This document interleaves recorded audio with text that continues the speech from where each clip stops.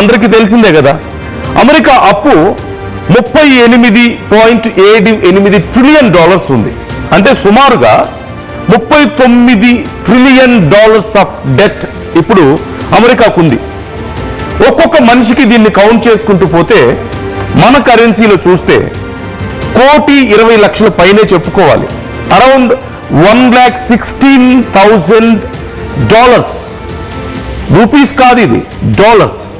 $1,16,000 ఒక్కొక్క మనిషికి అప్పు ఉంది.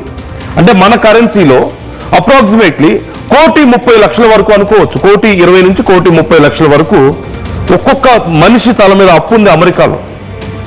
సో ఇప్పుడు ఈ యుద్ధం కారణంగా అది మరింత పెరుగుతోంది అంటున్నారు. ఈ మధ్య కాలంలో చాలా డ్రాస్టిక్ గా పెరుగుతోంది. For every 90 to 100 days $1 trillion of debt America మీద భారం పెరుగుతూ వస్తుంది.